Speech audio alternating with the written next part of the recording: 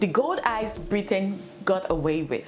How an empire stole the soul of a nation.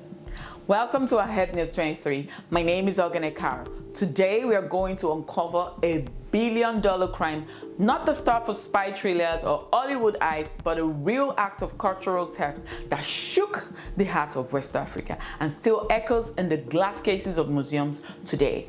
This is the story of how Britain looted the sacred gold of the Asante Empire, not just treasure, but the living soul of a nation, and why over 150 years later, justice still has not been served.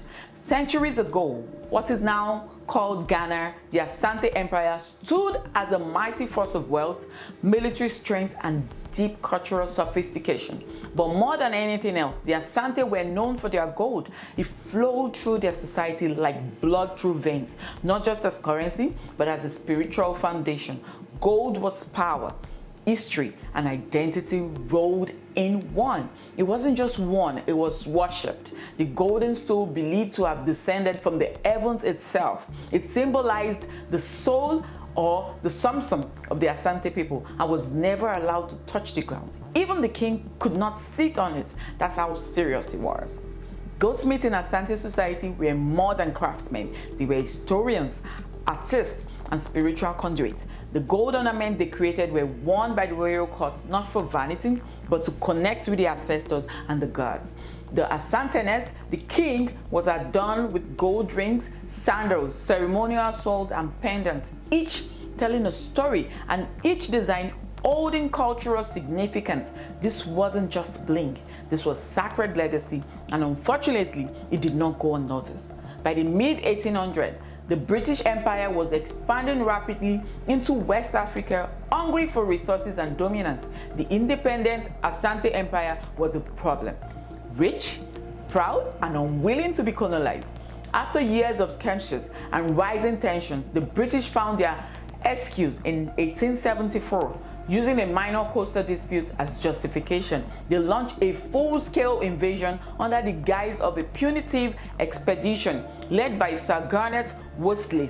Over 2,500 British troops marched towards the capital of Kumasi, armed with modern weapons and a clear agenda: destroy the Asante Empire and take its wealth. What followed was a less battle and more methodological ransacking. After overpowering the Asante military, the British entered Kumasi and turned it inside out. The royal palace, a century-old stone building filled with sacred regalia and cultural treasure, was looted for 2 straight days. The British soldier pried gold from thrones, altars, furniture, and walls. Eyewitness accounts describe the soldiers using tools to dismantle centuries of heritage like it were a scrapyard. Then, as if stealing wasn't enough, they blew the palace up with dynamite. Among the looted items were the ceremonial sword, golden caps worn by spiritual advisors, and gold weights used in rituals, many of which were never seen by the Asante again. When the plundered gold reached London, Britain did not hide what it had done. Instead, they rebranded the loot as spoils of war. The Queen's Crown jeweler, Garrod, helped auction off these sacred pieces of funds the invasion itself.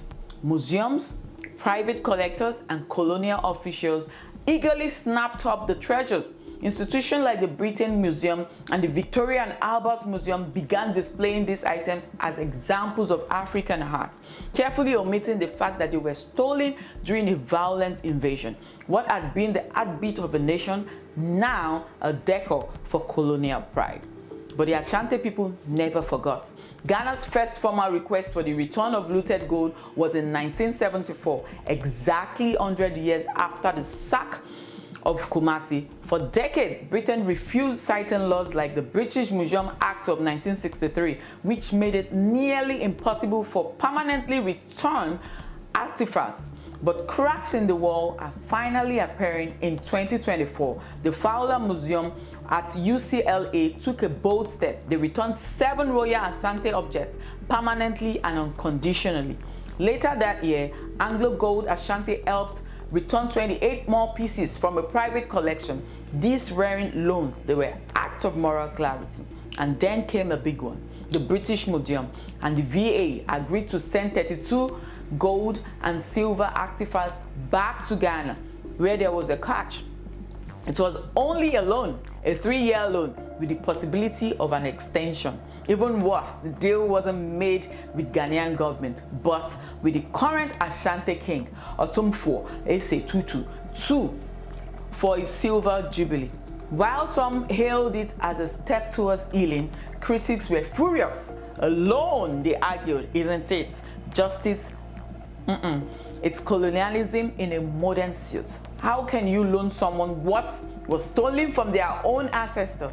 It's like robbing a family and then offering to let them visit their heirlooms. Once again, once in a while. Today, more than 200 Asante surgeries remain in the British Museum alone, still labeled as artifacts, still protected by outdated laws, still locked away behind glass, far from the people who created them. So now the world is watching and asking, if a crime was committed 150 years ago, does a temporary loan erase the theft, or is it just history repeating itself with better PR packaged in modern day slavery? Tell us what you think in the comments below. This has been your host, Ogene with our Head News 23. Do not forget to like, share, and subscribe. Until next time.